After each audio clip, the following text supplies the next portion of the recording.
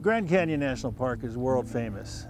Each year, millions of visitors come to either gaze down into the abyss from the south rim or the north rim, or to float through the guts of the national park on the Colorado River.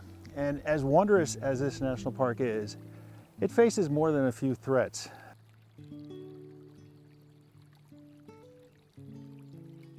I'm at Tusayan, Arizona, the gateway town to the south entrance of Grand Canyon National Park.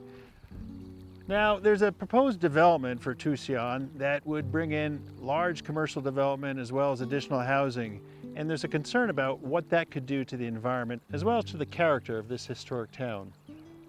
The U.S. Forest Service is looking at this proposal and taking some in-depth environmental studies to try and determine exactly what impacts this development could mean for not just Tusayan, but the surrounding national forest, as well as Grand Canyon National Park, which is just a few miles up the road. Is this proposal down in Tusayan, just south of the park, for a rather large development and what that could pose as a possible threat? I mean, what can you tell us about the park's position on looking at that development? So that development project has been in some fashion in the works since 1992. I can tell you that the current iteration is that the project developer,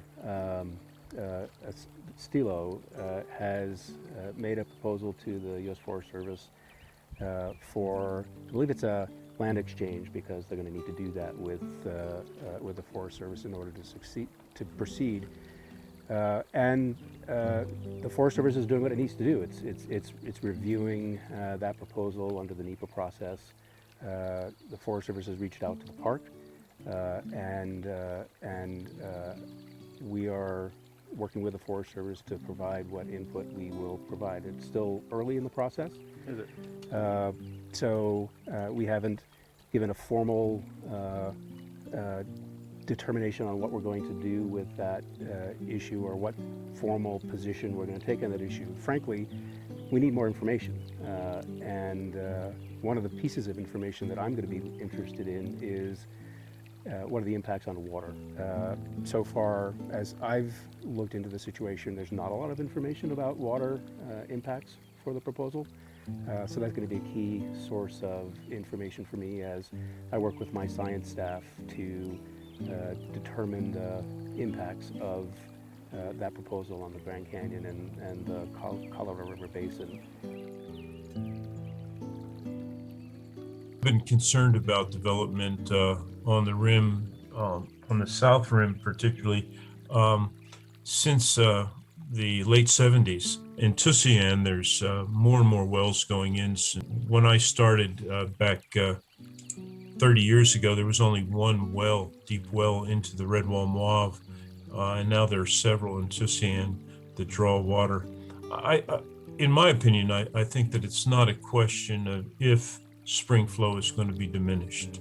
It's just a question of when it's going to happen. And so I think that there's evidence that there is a connection between where people would develop and impacts on the Grand Canyon Springs. One of the big issues that the town is facing, and which Grand Canyon National Park is facing, is a proposal to put in a rather large development. What exactly does it call for, Clarissa?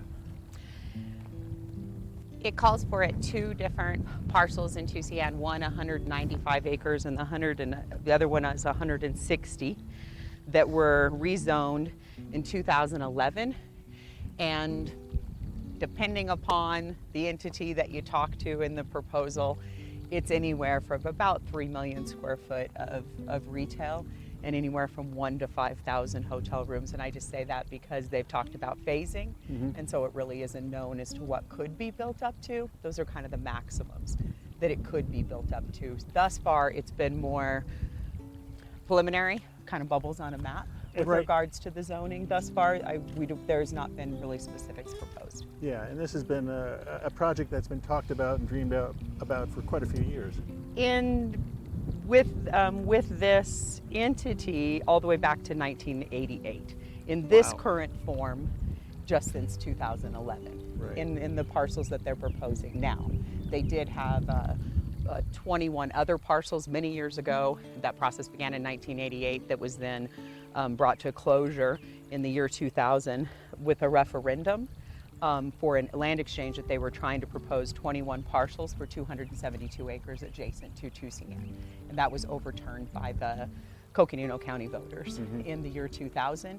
And it was just kind of, they regrouped, or whatever you would say that they did, you know, between then and 2011, and came back with the 2 parcels that now were within the town of Tusayan boundaries and could be considered for rezoning. Right. When it was prior under Coconino County zoning, these were considered open space, and you can't go from open space to commercial. But within the town zoning, it was allowed. Yeah. And right now the proposal is before the Forest Service, right? It is. It's to the Forest Service for the second time with regards to the easements to get to both of those parcels, and including the one that we're standing on now, which is called 10X. What about water? I mean, obviously, there's not a lot of water out here in northern Arizona. I think water's always the biggest topic of any discussion in our region. We're all experiencing, how do we all know we're going to provide our communities water for hundreds of years to come, not for 10 years down the road, but for long term. And a lot of the communities that I talk to are concerned with being able to do that. So I'm happy that we have a magnifying glass on us, and I'm happy with regards to water, because what it does to the Seeps and Springs and for the Havasupai people and for our neighbors, it's really important. And with Grand Canyon National Park just a few miles to the north here, any type of well drilling, I guess, runs the risk of tapping into some of those aquifers that feed into the national park and the hanging gardens and whatnot, and of course the tribal concerns. Absolutely. That's, you know, everything we do has got to be thought of with environmentally sustainable, and with being respectful to what's just a mile north of us.